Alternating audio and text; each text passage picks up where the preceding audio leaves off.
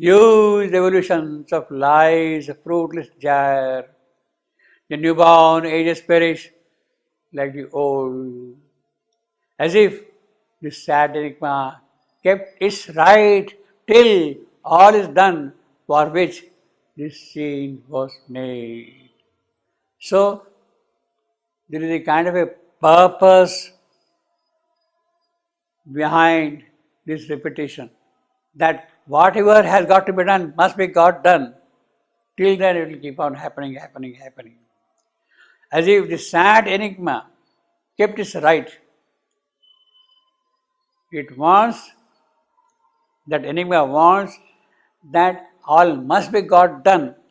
Until then, it will keep on posing the problem, the difficulties, you see. That is a fruitless gyre, repetition. As if the sad enigma kept its right till all is done for which this scene was made. This whole creation was as if made for that purpose. Too little the strength that now with us is born. Too faint the light that stale to nature's lids. Too scant the joy with which she buys our pain. Yes, she does give some joy. Yes, she does give some prizes. But it is with them she is carrying out too little the strength, too faint the light, too scant the joy. Now, of course, grammatically, fully, too little the strength that now with us is born. You see, in this sentence there is no verb. To faint the light, to scant the joy. We don't have verb in these phrases, but it is understood. The verb is supplied by the subsidiary clause. Too little is the strength that now with us is born. Too faint is the light that steals through nature's legion. Too scant is the joy. So that is the poetic art. If you supply too little is the strength, too faint is the light, too scant is the joy, the poet is gone. The force is gone. He has kept that verb aside. It is understood. That is the rhetorical part of the poetry. Too little the strength that now is with us. Too faint the light that steals to nature's lane. Too faint the joy with which she buys our pain. She? Nature.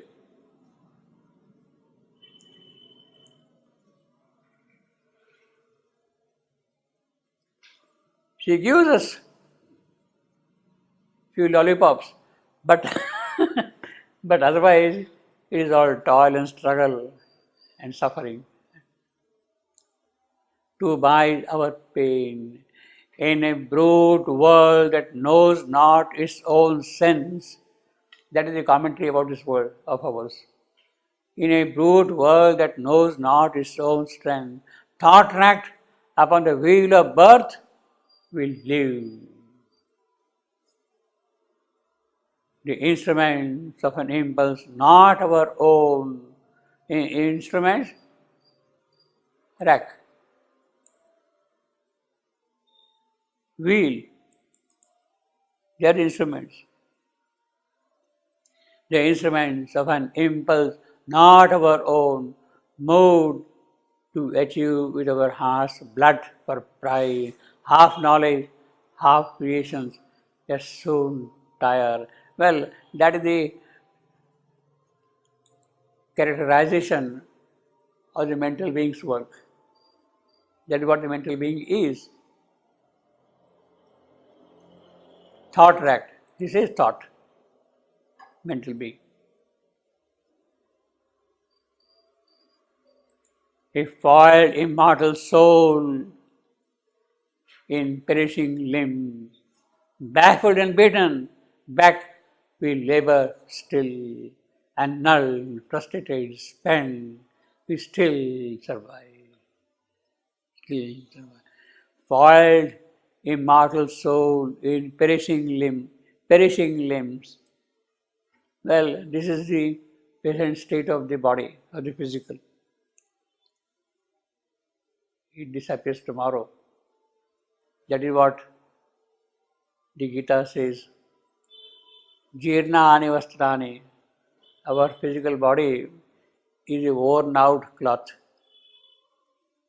And you have to discard the worn out cloth periodically.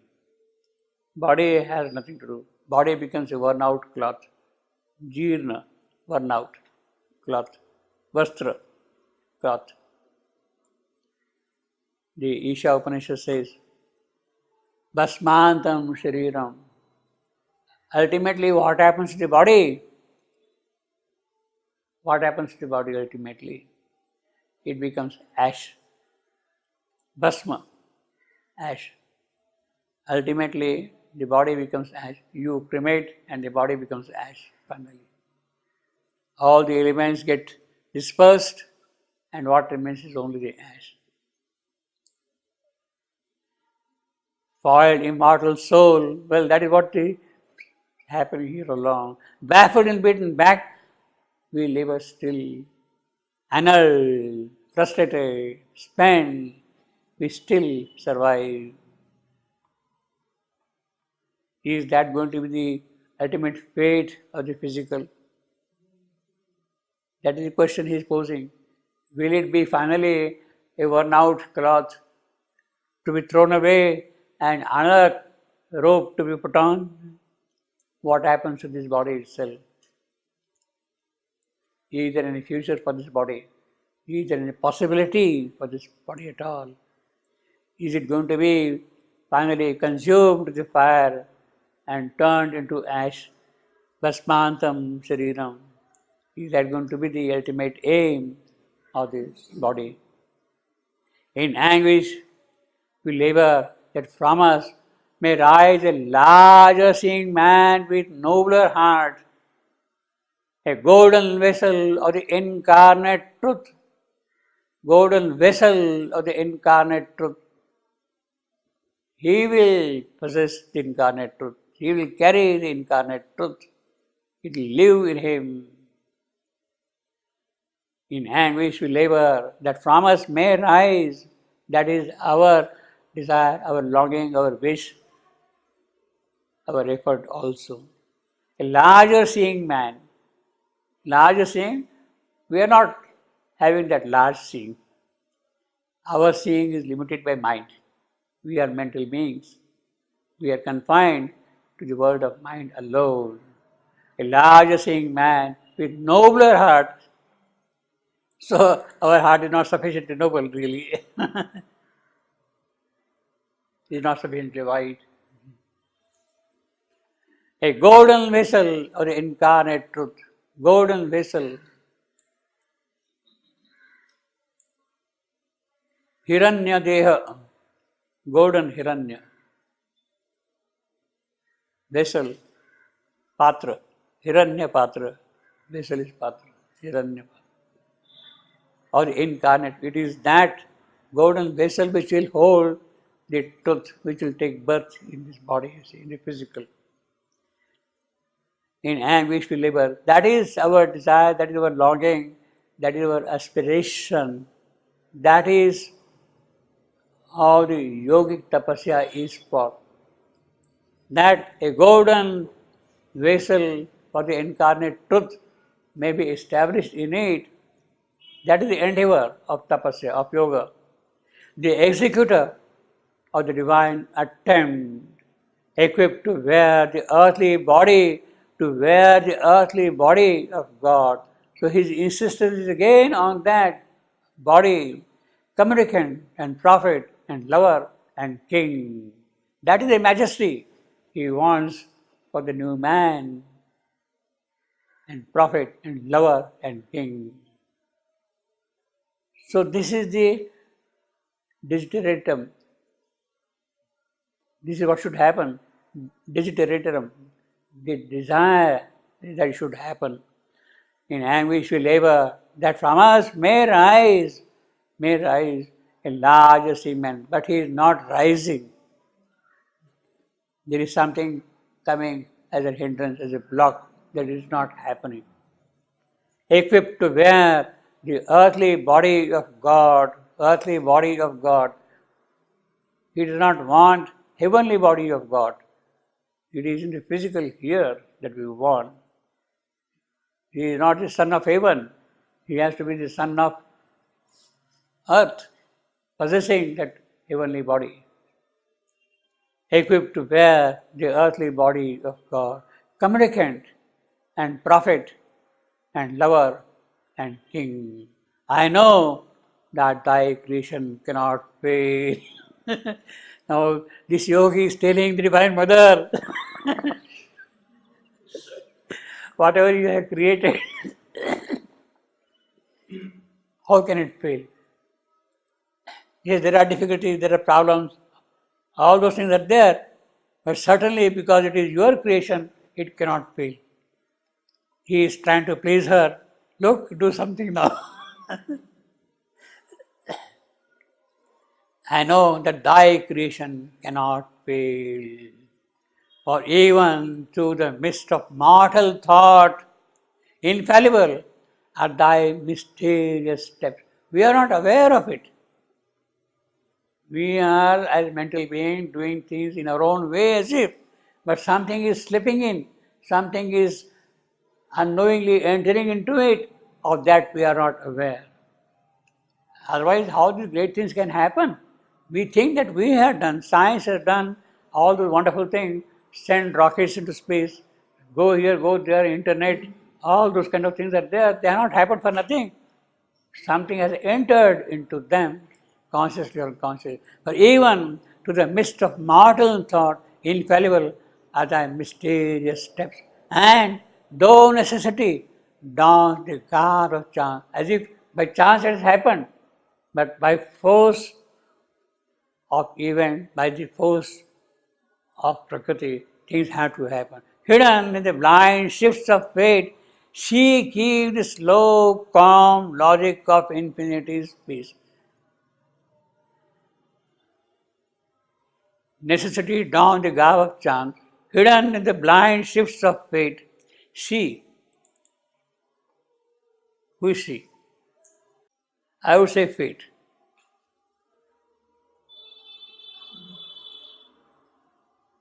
Hidden in the blind shifts of fate, fate keeps the slow, calm logic of infinity's peace. See fate. Hidden in the blind shifts of fate, fate keeps the slow logic. It is fate which is slowly working out things. Why she? She. Why she? Feminine. Fate is she. F capital also. Fate is feminine? Yes, fate is she. Destiny. No, this is not destiny. No, it's not destiny. It is not destiny. Fate is masculine. We have seen in the book of yoga, fate. Sorry?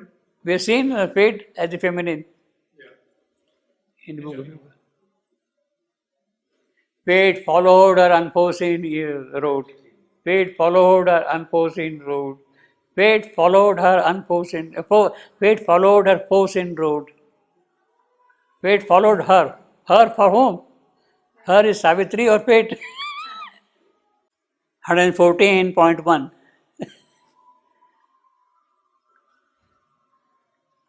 Fate followed her foreseen immutable road. What do you write there? Ananke. Well, Ananki is it will come later on. But in the first line itself, fate. No, fate followed her foreseen immutable road.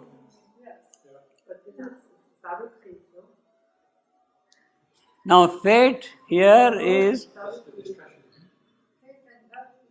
who is molding the course of events.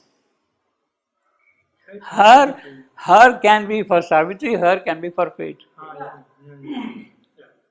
Yeah. Foreseen by whom?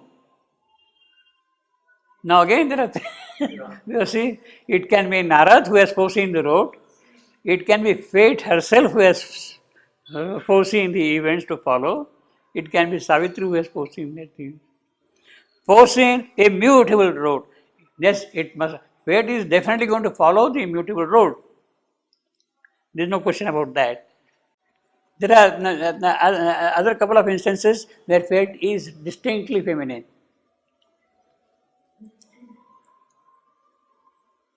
See, here at the most, what you could say is hidden in the blind shifts of fate.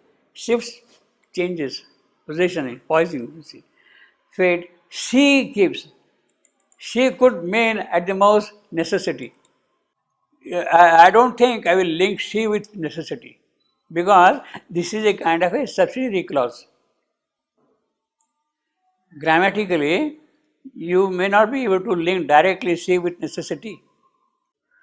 And hidden, you see, suppose this line, this sentence and all, and hidden in the blind shifts of fate she keeps. Yeah, but hidden, it's the necessity. Hidden. The Yeah. necessity hidden. The necessity is hidden in the... Hidden from the shifts of fate, hidden blind shifts of fate, they are hiding it. Who is hidden? The necessity. The destiny, the fate. She keeps the slow, calm logic. No. Hidden in the blind shifts of fate, In the fate hidden in the shift of the fate. she hidden in the infinity space. It is infinity space which is hidden. The calm, slow logic is hidden, and here, and the inviolate sequence of its will. Its infinity. I will link it up with infinity. Hidden in the blind shifts of fate, poised changes, positions, shifts of fate. She keeps, fate, I will say it's fate. It's because you can as well ignore this clause grammatically. Grammatically, the sentence, infallible are thy mysterious and hidden in the blind shifts of fate she keeps.